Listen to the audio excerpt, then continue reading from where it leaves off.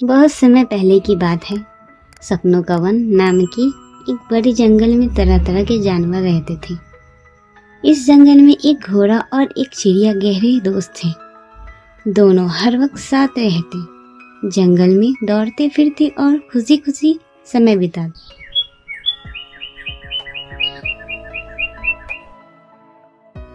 चिड़िया हमेशा पेड़ की ऊंची शाखा पर अपना घोंसला बनाती, जबकि घोड़ा पास की एक गुफा में आराम करता था।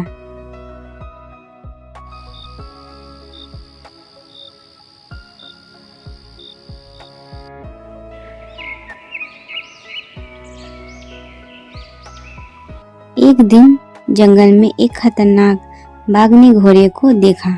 वो सोचने लगा, यह घोड़ा तो काफी हट्टा कट्टा है।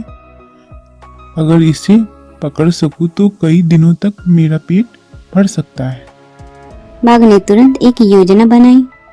उसने घोड़े से दोस्ती करने की सोची ताकि उसे धोखे से फंसा सके। अगले दिन बाघ घोड़े के पास गया और मीठी स्वर में कहा, अरे दोस्त, तुम तो बड़े शक्तिशाली लगते हो। क्या हम दोस्त बन सकते हैं? इस जंगल में मुझे कोई बात करने वाला नहीं। और रोने लगा। घोड़ा उसकी बातों में आ गया और उसे दोस्त मान लिया। लेकिन चिड़िया जो सब देख रही थी, उसने घोड़े को चेतावनी दी, यह बाघ खतरनाक है, उस पर भरोसा मत करना। घोड़े ने चिड़िया की बात को अनसुना कर दिया। कुछ ही दिनों में बाघ ने घोड़े को जंगल के किनारे एक सुंदर मैदान में ले जाना शुरू किया। वहाँ घोड़ा हर दिन हरी भरी घास और पौधों का आनंद लेने लगा। उसे यह नहीं पता था कि बाघ धीरे धीरे उसे फंसाने की चाल चल रहा था।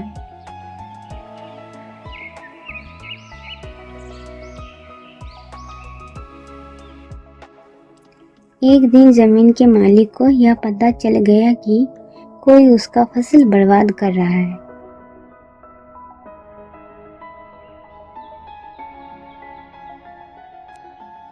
उसने एक बड़ा जाल बिछा दिया।